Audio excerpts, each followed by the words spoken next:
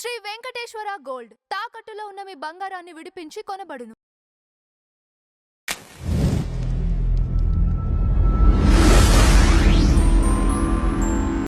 నమస్తే sir, Vijay CM అయిన దగ్గర నుంచి కొన్ని కొత్త రూల్స్ పెట్టడం ఇలాంటివి చూస్తున్నాం. దానిలో భాగంగానే ఆల్కహాల్కి సంబంధించి ఈ మద్యం షాపులకి సంబంధించి బెల్ట్ షాపుల్ని 721 వరకు తీసేయటం ఇలాంటివి చూస్తున్నాము.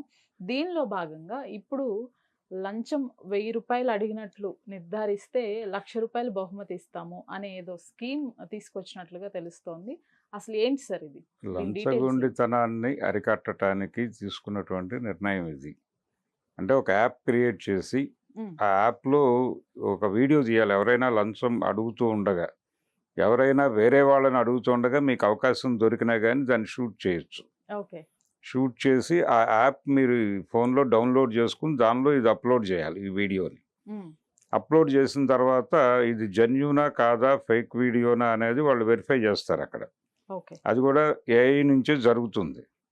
ఈ స్క్రీనింగ్ ప్రోగ్రామ్ అయిపోయిన తర్వాత ఇది వాస్తవమే అని కనుక నిర్ధారణ అయితే ఎవరైతే అప్లోడ్ చేశారో వాళ్ళ అకౌంట్లో 1,00,000 రూపాయలు జమ అవుతాయి. ఇది మొత్తం ఎవరి ప్రమేయము లేకుండానే జరిగిపోతుంది. వీడియో అప్లోడ్ అయిపోయిన మరుక్షణం ఇది వాస్తవం అని వాళ్ళకి నిర్ధారణ అయిపోయిన మరుక్షణం వీళ్ళ అకౌంట్లోకి ఆటోమేటిక్గా డబ్బులు వచ్చేస్తాయి. ఓకే. ఇలా ఒక మెకానిజం ఏర్పాటు చేయటం ద్వారా ప్రజలు వాళ్ళకి వాళ్ళే ఒక నిఘానేత్రంగా మారిపోతారు. మారిపోయి ఎక్కడ ఎవరు లంచం అడుగుతున్నారు అని అబ్జర్వ్ చేయటం, ఎవరు వీడియోకి చిక్కుతారు అని సెర్చ్ చేయటం మొదలుపెట్టేస్తారు.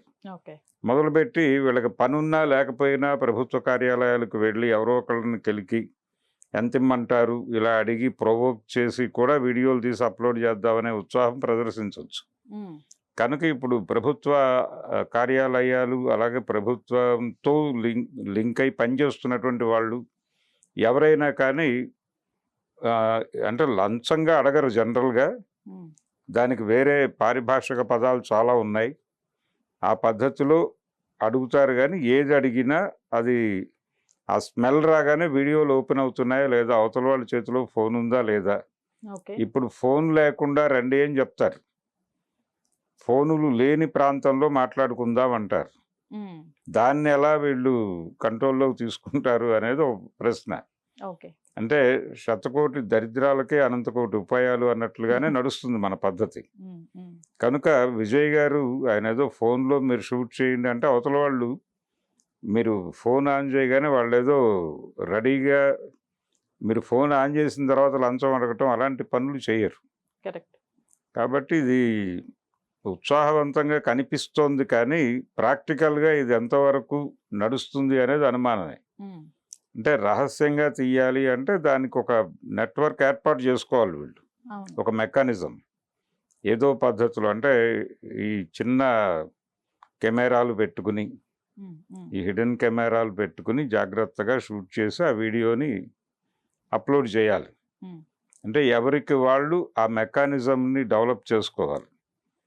డెవలప్ చేసుకుని అలా రావాలి. అయితే దీనికి వాళ్ళు కౌంటర్ ఆపరేషన్ కూడా మొదలు పెడతారు లంచం అడిగేవాళ్ళు.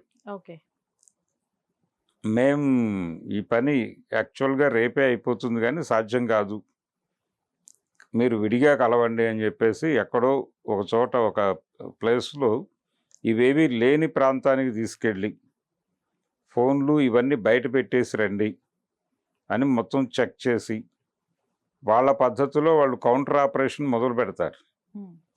మొదలు పెట్టిన తర్వాత మళ్ళీ దానికి ఏం చేయాలనేది అప్పుడు ఆలోచిస్తారు గవర్నమెంట్. అంటే పనులు వేగంగా చెయ్యాలి అనే దగ్గర సమస్య మొదలవుతుంది. జనరల్గా గవర్నమెంట్లో జరిగేది ఏంటంటే వాళ్ళు ఒక ప్రొసీజర్ చెప్తారు. ఏదైనా పని మీద వెళ్ళగానే దీనికి ఇది ప్రొసీజర్, ఇంత టైం పడుతుంది అని చెప్తారు.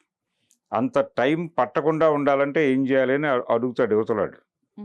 ఇది 1 మంత్ కాదండి, ఒక 1 వీక్లో కావాలి నాకు ఈ సర్టిఫికేట్, ఏదో అర్జెంట్ పని ఉంది అని. ఈ 1 వీక్లో ఏర్పాటు చేయడానికి కూడా మార్గాలు ఉన్నాయి, దానికి ఖర్చు అవుతుంది అని మొదలు పెడతారు వాళ్ళు. ఇలా ప్రతి చోట అదే జరుగుతుంది. అలాగే కోర్టుల్లో కూడా, కోర్టుల్లో అవినీతి తిష్ట వేసుకుపోయింది అనేది వాస్తవం అన్ని ప్రాంతాల్లోనూ. అంటే బెయిల్ ఆర్డర్ వచ్చిన దగ్గర నుంచి బెయిల్ ఆర్డర్ టైప్ అయి బయటికి వెళ్ళే వరకు డబ్బులు పంచుతూనే ఉండాలి.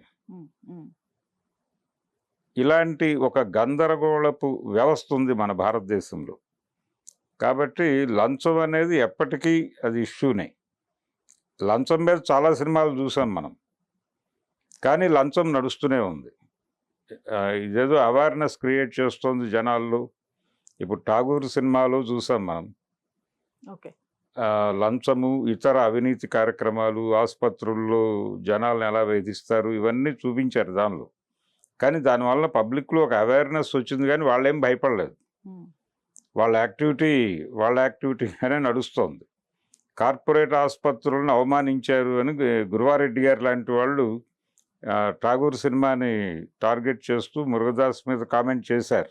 ఉమ్, అయినప్పటికీ అక్కడేమీ ఇప్పటికీ అలాంటి క్రైమ్స్ జరుగుతూనే ఉన్నాయి. కనుక ఈ యాప్ రావటం వలన ఏదో జరిగిపోతుంది అనేది లేదు. అయితే ఉద్యోగులకి భరోసా కల్పిస్తూ చెప్పారు, ఓకే. మీరేమి టెన్షన్ పడద్దు. అంటే వ్యక్తిగత కక్షలతో ఎవరైనా ఫేక్ వీడియోలు తీసి అప్లోడ్ చేస్తారేమో అని అడిగారు వీళ్ళు ఎంప్లాయీస్. ఉమ్, అటువంటిది ఏమి ఉండదు, మేము దానికి సంబంధించిన చెక్ మెకానిజం ఉంది మా దగ్గర అని చెప్పాడు ఆయన. అది యాప్తో పాటే కంటిన్యూ అవుతుంది అని. ఓకే. కనుక యాప్లో అప్లోడ్ చేయగానే దాని తాలూకా అది నిజమా కాదా అనేది నిర్ధారణ చేయడానికి ఒక స్క్రూటనింగ్, ఈ వ్యవహారం ఒక సాఫ్ట్వేర్ ఉంది దానిలో. ఓకే.